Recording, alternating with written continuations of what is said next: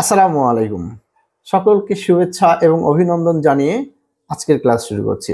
আমরা আজকে ক্লাস করব এসএসসি 2025 সালের ইংরেজি দ্বিতীয় পত্রের one of the most important topics the right form of the verbs নিয়ে কথা বলবো। রাইট ফর্ম অফ ভার্ব যারা তোমরা নবম ও দশম শ্রেণীতে আছো অধ্যয়নরত এবং যারা 2025 সালের এসএসসি পরীক্ষার্থী সবার জন্য ইংরেজি দ্বিতীয় পত্রের 4 নম্বর প্রশ্নে এই টপিকটা থেকে প্রশ্ন করা হয়ে থাকে। তো চলো কথা না বাড়িয়ে আমরা শুরু করি the right forms of the verb. Right form of verb জিনিসটা কি আসলে? ভার্বের আবার রাইট ফর্ম কি?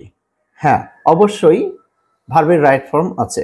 আমরা জানি ভার্ব কি। ভার্ব হলো সে সমস্ত শব্দ যেগুলো দ্বারা কোনো কাজ করা বোঝায়, কোনো কিছু থাকা বোঝায়, কোনো কিছু হওয়া বোঝায়। ওকে, তো এই ভার্বগুলোর এক এক বাক্যে এক এক রকম রূপ ব্যবহার হয়ে থাকে। আমরা কিছু উদাহরণ লক্ষ্য করি। দেখো, I go to school daily. এইখানে গো ভার্বের একদম প্রেজেন্ট ফর্ম ব্যবহার হয়েছে। দ্বিতীয় বাক্যে হি ওয়ার্কস হার্ড। এখানে দেখো ভার্বের প্রেজেন্ট ফর্ম ওয়ার্ক এর সাথে একটা এস যুক্ত হয়েছে। আবার তৃতীয় বাক্যে দে কেম হিয়ার লাস্ট নাইট। এখানে কি হয়েছে? কাম ভার্বের পাস্ট ফর্ম ব্যবহার হয়েছে। আবার 4 নম্বর বাক্যে the work done by him was praiseworthy. এখানে দেখো ভার্বের শুধুমাত্র পাস্ট পার্টিসিপল ব্যবহার হয়েছে। 5 নম্বর বাক্যে দ্য ওয়ার্ক ওয়াজ ডান, কাজটা সম্পন্ন হয়েছে। দেখো এখানে ডু ভার্বের পাস্ট পার্টিসিপল ডান ব্যবহার করা হয়েছে। শুধু ডান নয়, তার আগে আবার একটা অক্সিলারি ভার্ব বা সাহায্যকারী ভার্ব ব্যবহার করা হয়েছে। 6 নম্বর বাক্যে দেখি উই হ্যাভ বিন ওয়ার্কিং। এখানে দেখো ওয়ার্ক ভার্বের সাথে কি হয়েছে? আইএনজি যুক্ত হয়েছে। এবং 7 নম্বর বাক্যে আমরা লক্ষ্য করি উই ইট টু লিভ। এখানে লিভ ভার্বের আগে টু যুক্ত হয়েছে। তাহলে আমরা দেখলাম যে এক এক ধরনের বাক্যে ভার্বের এক একটা রূপ ব্যবহার হয়েছে। আসলে কোথায় ভার্বের প্রেজেন্ট ফর্ম হবে, কোথায় ভার্বের সাথে এস বা ইএস যুক্ত হবে, কখন ভার্বের পাস্ট ফর্ম, কখন ভার্বের পাস্ট পার্টিসিপল হবে, এইগুলো একটা বাক্যের কনটেক্সট বুঝে সাবজেক্ট এবং ভার্বের সাথে একটা সমন্বয় সাধন করে ক্রিয়াপদের সঠিক রূপটা নির্ধারণ করাটাই মূলত রাইট ফর্ম অফ ভার্বের কাজ। তাহলে আমরা বলতে পারি ভার্বের রাইট ফর্মটা হলো কনটেক্সট অনুসারে ভার্বের সঠিক রূপটার প্রয়োগ। অর্থাৎ কোন একটা বাক্যের কনটেক্সট অনুসারে ওই বাক্যে ক্রিয়াপদের সঠিক রূপ কোনটা হবে সেটা নির্ধারণই হচ্ছে রাইট ফর্ম অফ ভার্ব। তো আমরা এই উদাহরণগুলো থেকে কিন্তু স্পষ্ট বুঝেছি যে রাইট ফর্ম বলতে এখানে কখনো দেখতেছি ভার্বের প্রেজেন্ট ফর্ম, কখনো ভার্বের প্রেজেন্ট ফর্মের সাথে এস বা ইএস, কখনো ভার্বের প্রেজেন্ট ফর্মের আগে টু, আবার কখনো ভার্বের সাথে আইএনজি যোগ করতে হচ্ছে। তার মানে আমাদের বুঝতে হবে যে কোন মানে বাক্যের কোন কনটেক্সটে ভার্বের কোন ফর্মটা ব্যবহার করলে সেটি সঠিক হবে। তো এটা আসলে আসে কিভাবে? দেখো এটা আসে যে 4 নম্বর প্রশ্নে এটা আসে একটা দেওয়া থাকে, প্রশ্ন দেওয়া থাকে, উপরে একটা বক্স দেওয়া থাকে, 10-10টা ভার্ব দেওয়া থাকে ওই বক্সের ভেতরে। সেই ভার্ব থেকে এবং নিচে একটা প্যাসেজ দেওয়া থাকে, সেই প্যাসেজে 10টা গ্যাপ দেওয়া থাকে। উপরের বক্স থেকে শব্দগুলো বা ভার্বগুলো বেছে নিয়ে এসে প্রথমত তোমাকে 2টা কাজ করতে হয়। একটা হচ্ছে কোন গ্যাপে কোন ভার্বটা বসবে এটা বের করতে হয়। এটা অবশ্যই একটা টাফ বিষয়, যদিও এই ফিল ইন গ্যাপ দেওয়ার উদ্দেশ্য হচ্ছে তোমার ভোকাবুলারি এবং রিডিং আন্ডারস্ট্যান্ডিং ক্যাপাসিটিটাকে এনহ্যান্স করা। আর এই কারণেই একটু টাফই বটে। তোমরা কি করবা, প্রথমে বক্স থেকে কোন গ্যাপে কোন ভার্বটা বসবে সেটা নির্ধারণ করতে হবে, বের করতে হবে।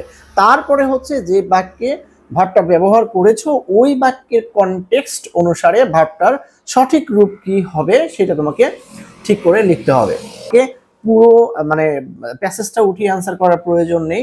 তুমি কি করবা, শুধুমাত্র যে ভার্বটা ব্যবহার হবে ওই ভার্বের সঠিক রূপটা লিখে প্রশ্নের নম্বর দিয়ে আন্ডারলাইন করে দিবে। এভাবেই তোমাকে অ্যান্সারটা করতে হবে। তো চলো কথা না বাড়িয়ে আমরা এখন আলোচনা করব এই যে ভার্বের বিভিন্ন রূপগুলো আছে, কোন কনটেক্সটে বা কোন পরিস্থিতিতে বাক্যে ভার্বের কোন রূপটা ব্যবহার হবে। শুরু করা যাক। আচ্ছা দেখো, ভার্বের প্রেজেন্ট ফর্মের ব্যবহার। টু এবং মোডাল ভার্ব। মোডাল ভার্ব কোনগুলো? Shall, should, will, would, may, might, can, could, must, ought to, এগুলোকে বলা হয় মোডাল ভার্ব। তো এই মোডাল ভার্ব এবং প্রিপজিশন টু এদের পরে সবসময় ভার্বের কি হবে, প্রেজেন্ট ফর্ম বসবে, এবং এই প্রেজেন্ট ফর্মের সাথে কোনো প্রকার এস অথবা ইএস যোগ করা যাবে না। উদাহরণ দেখো, উই রিড টু, ব্র্যাকেটে ভার্ব দেওয়া আছে লার্ন, তাহলে এখানে লার্ন ভার্বটার সঠিক রূপ কি হবে, লার্ন। দেখো গ্যাপের আগে আছে কি টু, তাহলে টু এর পরে আমরা এই মাত্র শিখলাম টু এর পরে কি বসে, ভার্বের প্রেজেন্ট ফর্ম তথা বেস ফর্ম। সো এখানে রাইট ফর্মটা হবে লার্ন, লার্নই বসবে, এখানে আর কিছু যুক্ত হবে না। দে উইল, ব্র্যাকেটে ভার্ব দেওয়া আছে কি মেক আ নাইস গার্ডেন। দেখো এখানে এই মেক ভার্বটার সঠিক রূপটা কি হবে সেটা আমাদেরকে দেখাতে হবে। তাহলে তোমরা বলো তো এখানে মেকের সঠিক রূপ কি হবে, শূন্যস্থানের আগের শব্দ কিন্তু আছে উইল, উইল হলো একটা মোডাল ভার্ব, আর মোডাল ভার্বের পরে মূল ভার্বের বেস ফর্ম বসে, সো এখানে কি হবে, মেক, কি বসবে। We want to, bracket verb আছে ওবি, আওয়ার প্যারেন্টস, তাহলে এখানে ওবি ভার্বটার রাইট ফর্ম কি হবে, ওবি, যা আছে সেটাই হবে। কেন, কারণ এর আগে আছে অট টু, যা একটা মোডাল ভার্ব। এই নিয়মের অধীনে বিগত সালের বোর্ড প্রশ্নগুলোতে অনেকগুলো প্রশ্ন এসেছে, যেগুলো তোমরা একই নিয়মের আন্ডারে খাতায় এক্সারসাইজ করবে, যেন এই নিয়মটা তোমাদের মাথায় একদম মানে ফিক্সড হয়ে যায়। দেখো তোমাদের এক্সারসাইজ দেওয়া আছে ঢাকা বোর্ড 2024 সালের 4 নম্বর প্রশ্ন, ইংরেজি দ্বিতীয় পত্রের 4 নম্বর প্রশ্নের জি নম্বর শূন্যস্থানে, রাইট ফর্মের শূন্যস্থানে যে ভার্বটা দেওয়া আছে এবং সেই ভার্বটা রাইট ফর্ম করতে হবে, সেটি এই 1 নম্বর নিয়ম থেকে এসেছে। একইভাবে যশোর বোর্ড 2024-এর আই নাম্বার, চট্টগ্রাম বোর্ড 2024-এর আই নাম্বার, এভাবে অনেকগুলো বোর্ডে দেখো প্রশ্ন এসেছে। তোমরা বুঝে নেবে যে এটা ইংরেজি দ্বিতীয় পত্রের 4 নম্বর প্রশ্নের রাইট ফর্ম অফ ভার্ব নামক আইটেমের কি আছে এক্সারসাইজ। সো এই নিয়মের অধীনে এই নিয়মটা ভালোভাবে মাথায় নিয়ে তারপরে তুমি এই নিয়মের অধীনে যতগুলো এক্সারসাইজ আছে তুমি বসে বসে খাতায় করবে, তাহলে এই নিয়মটা একদম তোমার মাথার ভেতরে গেঁথে যাবে এবং তোমার ভোলার কোনো সম্ভাবনা থাকবে না। সেই সাথে তোমার কিন্তু বোর্ড কোশ্চেনের মানে প্র্যাকটিস কিন্তু হয়ে গেল, তোমাকে আলাদাভাবে বোর্ড কোশ্চেন সলভ করতে হচ্ছে না। ভার্বের প্রেজেন্ট ফর্মের 2 নম্বর ব্যবহারটা আমরা আলোচনা করব। ডু, ডাজ এবং ডিড, এছাড়া had better, had rather, would better, would rather ইত্যাদি ভার্বের পরে ভার্বের প্রেজেন্ট ফর্ম বসে। এইগুলোর পরে, এই অক্সিলারি ভার্বগুলোর পরে ভার্বের কি হবে, প্রেজেন্ট ফর্ম বসবে। যেমন দেখো গালিব ডাজ নট, ধরো এখানে ভার্ব বসবে লাইক, হ্যাঁ, লাইক রোমিং, তোমাকে এই লাইক ভার্বটার সঠিক রূপটা ব্যবহার করতে হবে। তাহলে আমরা কি সঠিক রূপ ব্যবহার করব, দেখো গ্যাপের আগে আছে ডাজ, তাহলে আমরা এই মাত্র শিখলাম ডু, ডাজ, ডিড, এদের পরে কি হয়, ভার্বের প্রেজেন্ট ফর্ম তথা বেস ফর্ম হয়। সো এখানে রাইট ফর্মটা হবে হলো কি লাইক। দেখো অনেক সময় বক্সের ভেতরে যে ভার্ব দেওয়া থাকে তার আগে অনেক সময় টু যোগ করা থাকে, আবার অনেক সময় ভার্বের অন্য রূপ দেওয়া থাকতে পারে, বাট তোমাকে কি করতে হবে, সঠিক রূপটাই এখানে প্রয়োগ করতে হবে। ইউ হ্যাড বেটার, ব্র্যাকেটে ভার্ব আছে গো হোম নাও, এখানে গো এর রাইট ফর্মটা কি হবে, হ্যাঁ এখানে গো এর রাইট ফর্ম হবে গোয়ে, কারণ এখানে গো এর আগে আছে হ্যাড বেটার। হ্যাড বেটার হলো একটা কি বিশেষ শব্দ যাদের পরে কি হয়, ভার্বের প্রেজেন্ট ফর্ম হয়। আলোচনা করা যাক ভার্বের প্রেজেন্ট ফর্ম ব্যবহারের 3 নম্বর নিয়ম। টু প্লাস ভার্ব, এই রূপকে বলে ইনফিনিটিভ, অর্থাৎ কোনো ভার্বের আগে যখন টু যোগ হয় তখন সেই ভার্বটাকে আমরা বলি ইনফিনিটিভ। তবে কিছু কিছু ভার্ব আছে যাদের আগে টু না বসালেও সেটা ইনফিনিটিভের মতো কাজ করে, এই ধরনের ভার্বগুলোকে বলা হয় বেয়ার ইনফিনিটিভ বা টু বিহীন infinitive.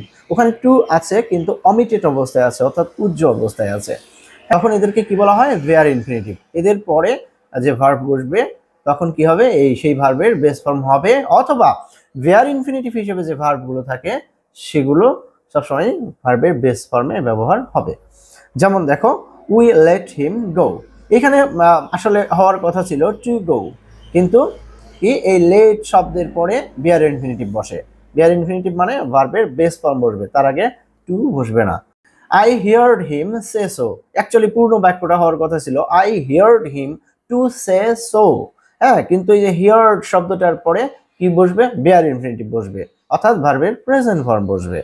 she made me solve the problem, পুরো বাক্যটা ছিল আসলে she made me to solve the problem। তাহলে কি হলো, এখানে টু ব্যবহার না করে শুধু ভার্বের বেস ফর্ম ব্যবহার করেছি, where ইনফিনিটিভ হিসেবে শুধু ভার্বের বেস ফর্ম ব্যবহার করেছি। তাহলে where ইনফিনিটিভ গ্রহণ করে এমন শব্দগুলো কি আমরা একটু জেনে নেই। where ইনফিনিটিভ হিসেবে পরবর্তী ভার্বগুলোকে গ্রহণ করে এমন শব্দগুলো হচ্ছে make, dare, let, need, can not, but, bid, hear, watch, behold. খেয়াল করবে যে এই শব্দগুলির পরে যদি আর কোনো ভার্ব আসে তাহলে সেটা হবে where ইনফিনিটিভ, অর্থাৎ তার আগে টু থাকবে না, বেস ফর্ম ব্যবহার হবে।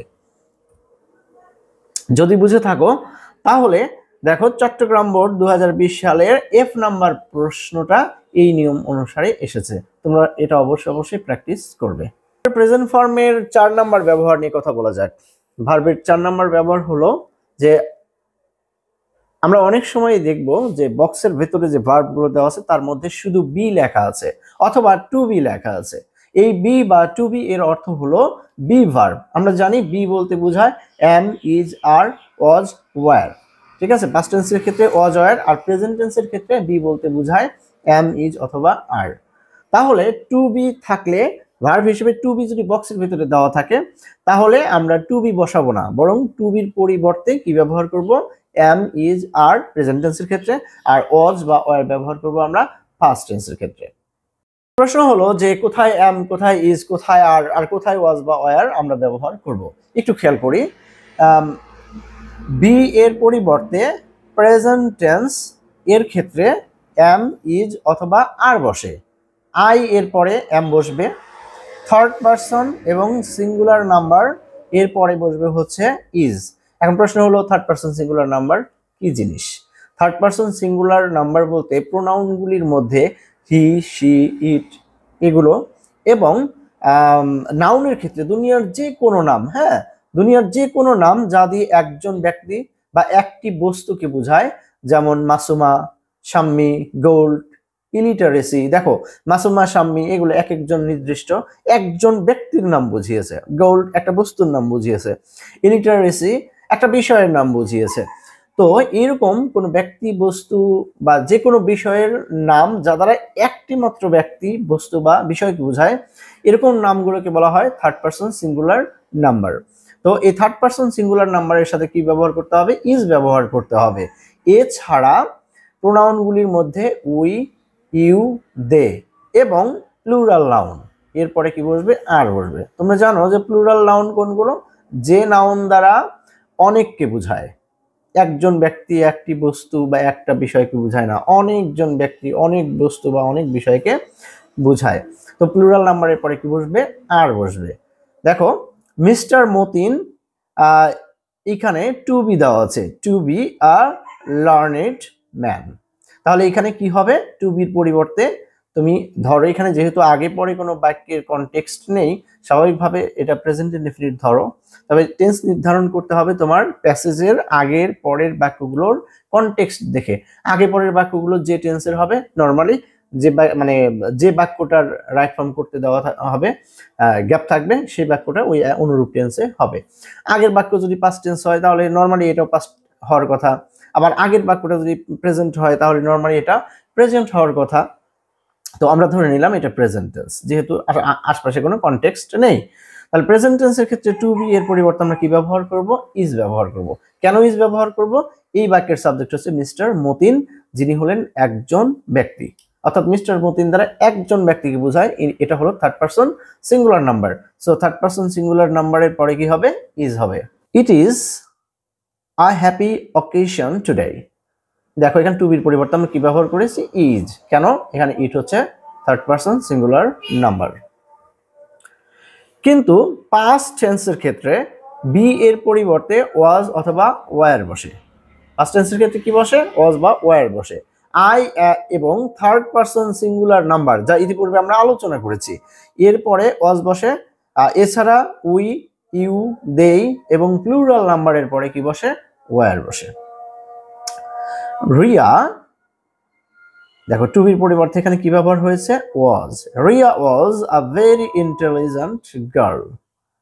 Riya was a very intelligent girl. To be এর পরিবর্তে পাস্ট টেন্সের ক্ষেত্রে রিয়া যেহেতু third person singular number was ব্যবহার হবে। দেয়ার টু বি আছে ট্রাফিকস এভরিহোয়ার। দেখো দেয়ার যুক্ত বাক্যের ক্ষেত্রে দেয়ার এর পরে যে নাউনটা থাকে সেইটা অনুসারে ভার্ব বসে। এই নাউনটা যদি প্লুরাল হয় ভার্ব প্লুরাল, আর এটা যদি সিঙ্গুলার হয় তাহলে ভার্বটা কি হবে? সিঙ্গুলার হবে। সো এখানে ট্রাফিকস প্লুরাল নাম্বার, আমরা এখানে কি ব্যবহার করব? ওয়্যার ব্যবহার করব। যদি তোমরা এই 4 নাম্বার নিয়মটা বুঝে থাকো তাহলে এই 4 নাম্বার নিয়ম থেকে বিগত বোর্ড কোশ্চেনগুলোতে যতগুলো প্রশ্ন এসেছে এক সাথে সবগুলো এক্সারসাইজ করবে, তাহলে এই নিয়মটা তোমার একদম ব্রেইনের ভিতরে আটকে যাবে এবং তুমি আর ভুলে যাবে না। এখন আমরা কথা বলবো ভার্বের প্রেজেন্ট ফর্মের 5 নাম্বার প্রয়োগ নিয়ে। দেখো আমরা অনেক সময় ভার্ব হিসেবে হ্যাভ এর মানে হ্যাভ, শুধু হ্যাভ বা টু হ্যাভ এরকম বক্সের ভেতরে অথবা ব্র্যাকেট ভার্বের ক্ষেত্রেও আমরা দেখতে পাবো। সেক্ষেত্রে এই হ্যাভের পরিবর্তে আসলে কি হবে?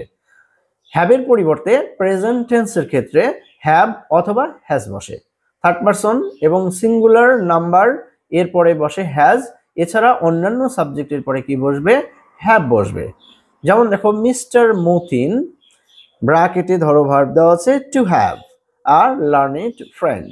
তাহলে এইখানে টু হ্যাভ এটার সঠিক রূপ কি হবে? এটার সঠিক রূপ হবে হ্যাজ। হ্যাভের পরিবর্তে হ্যাভের সিঙ্গুলার ভার্বটা হ্যাজ ব্যবহার হবে। কেন? মিস্টার মতিন হলো থার্ড পারসন সিঙ্গুলার নাম্বার। দ্বিতীয় বাক্যে দেখো দিজ, ব্র্যাকেটে আছে হ্যাভ আর নেগেটিভ ইম্প্যাক্ট টু। এই বাক্যের সাবজেক্ট দিজ, এগুলো, এটি একটা প্লুরাল নাম্বার। সো এখানে হ্যাভের রাইট ফর্ম কি হবে? হ্যাভই হবে, কারণ আমরা জানি হ্যাভ বসে প্লুরাল সাবজেক্টের পরে। তো তোমরা যদি বুঝে থাকো তো এই নিয়ম অনুসারে এক্সারসাইজ করবে। এখানে দেখো দিনাজপুর বোর্ড 2022-এর সি, কুমিল্লা বোর্ড 19 সালের বি, হ্যাঁ এই দুইটা বোর্ড কোশ্চেনে এই নিয়ম থেকে রাইট ফর্মের এক্সারসাইজ এসেছিল। ভার্বের বেস ফর্ম কোথায় কোথায় ব্যবহার হয় এটা ছিল তার সম্পূর্ণ আলোচনা। তবে এর বাইরেও আরো অনেক নিয়ম কানুন আছে, কিন্তু এতগুলো নিয়ম তোমরা আসলে পরীক্ষার সামনে মাথায় নেওয়া খুবই একটা টাফ ব্যাপার হবে। তাই মোস্ট ইম্পর্টেন্ট এবং মোস্ট ইউজফুল রুলসগুলোই আমরা এতক্ষণ আলোচনা করলাম। তো চলো আমরা পরবর্তী সেকশনে শিফট করি।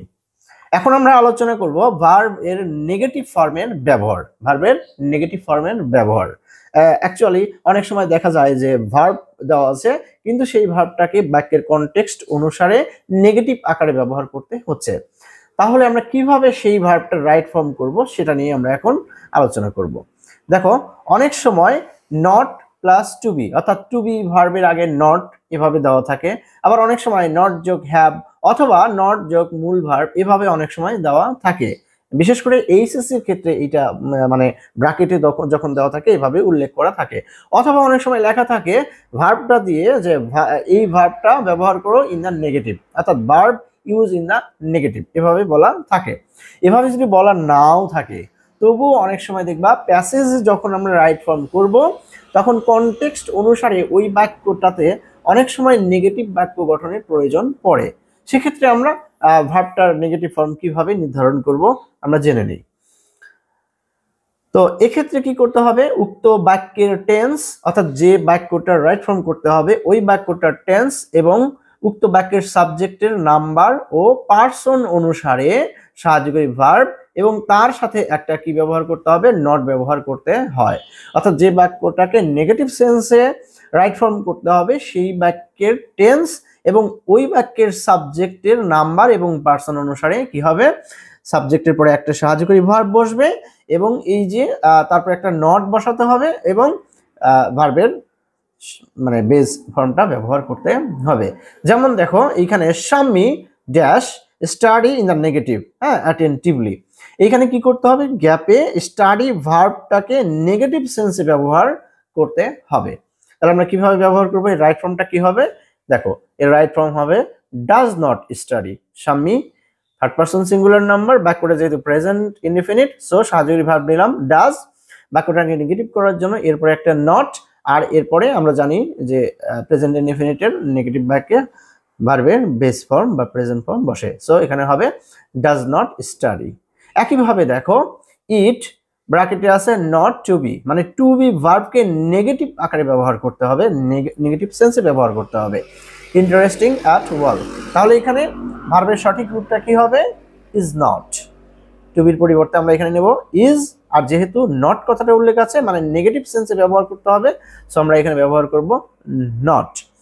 অনেক সময় টেক্সটের ক্ষেত্রে বা প্যাসেজের ক্ষেত্রে এরকম নট উল্লেখ নাও করা থাকতে পারে, আবার এই যে ভার্ব উল্লেখ করে যে use it in negative sense এভাবে নাও বলা থাকতে পারে। এগুলো সাধারণত ইউনিভার্সিটি পরীক্ষা, কম্পিটিটিভ এক্সাম এবং ইন্টারমিডিয়েটের বা এইচএসসির রাইট ফর্ম অফ ভার্বের ক্ষেত্রে এগুলো উল্লেখ করা থাকে, কিন্তু এসএসসি পর্যায়ে উল্লেখ করা থাকে না। সেক্ষেত্রে তোমাকে কনটেক্সট বুঝে তারপরে কি করতে হবে? বাক্যটাকে নেগেটিভ করতে হবে। তাহলে আমরা কিন্তু নেগেটিভ আকারে কিভাবে ভার্বের রাইট ফর্ম করতে হয় এটা কিন্তু আমরা বুঝতে পারলাম। যারা বুঝতে পেরেছ তারা এই যে এই নিম্নোক্ত বোর্ডগুলিতে আসা কোশ্চেনগুলো এই নিয়মের অধীনে যতগুলো আসছে সবগুলো একসাথে সলভ করবে, তাহলে এই নিয়মের মর্মার্থ তোমার ব্রেইনে একদম সুন্দরভাবে গেঁথে যাবে।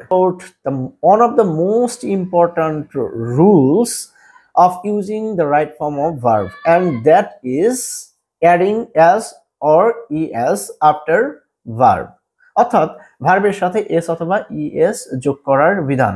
এইটা থেকে এত বেশি প্রশ্ন হয়েছে যে তুমি যখন এক্সারসাইজ করতে যাবে তুমি একদম মানে কি হবে, একদম বোর ফিল করবে যে এত এসেছে একটা রুল থেকে। হ্যাঁ, এটা থেকেই ম্যাক্সিমাম প্রশ্নগুলো হয়ে থাকে। তো চলো জেনে নেওয়া যাক কখন আমরা ভার্বের সাথে এস বা ইএস যোগ করব। বাক্যের সাবজেক্ট যদি হয় থার্ড পারসন সিঙ্গুলার নাম্বার এবং বাক্যের টেন্স যদি হয় প্রেজেন্ট ইনডিফিনিট, তবেই উক্ত ভার্বটির সাথে এস অথবা ইএস যুক্ত হয়। একদম সুন্দর একটা রুল এখানে দেখো বলা হয়েছে, ভার্বের সাথে এস অথবা ইএস যোগ করার দুটি শর্ত দেওয়া হয়েছে।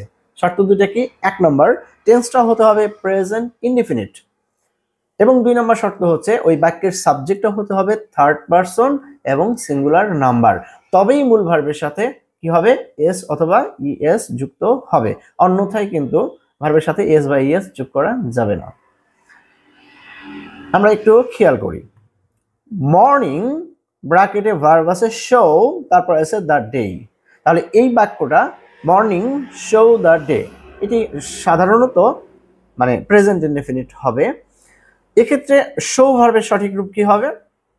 শো ভার্বের সঠিক রূপ হবে শোজ, কারণ morning third person singular number আর বাক্যটা প্রেজেন্ট ইনডেফিনিট টেন্স, সো এই শো ভার্বের সাথে কি হবে?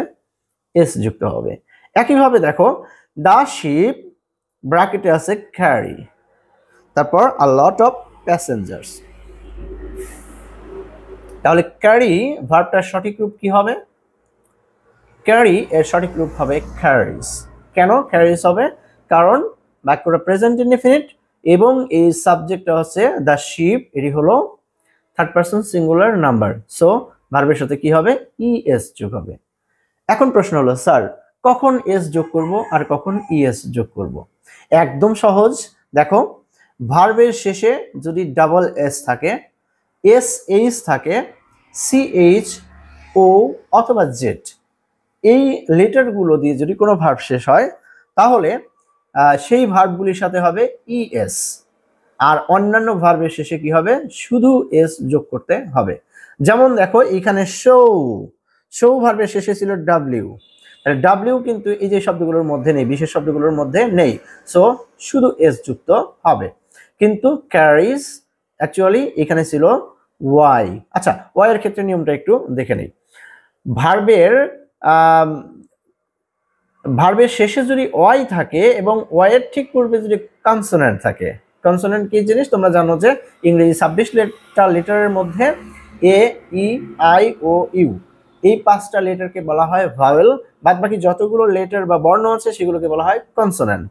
তো ওয়াই এর আগের লেটারটা যদি হয় কনসোনেন্ট তাহলে ওয়াই উঠিয়ে দিয়ে আই যোগ করতে হবে, তারপরে ইএস যোগ করতে হবে, অর্থাৎ ওয়াই এর পূর্বে কনসোনেন্ট থাকলে ওয়াই উঠিয়ে দিয়ে আই ই এস যোগ করতে হবে।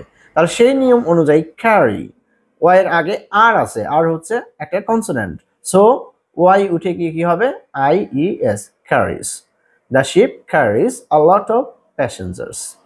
আমার মনে হয় যে তোমরা সবাই বুঝতে পেরেছো এবং তোমরা এই নিয়মটার অধীনে দেখো মানে হিউজ পরিমাণ বোর্ড কোশ্চেন এসেছে, এই কোশ্চেনগুলো তোমরা খাতায় করবে।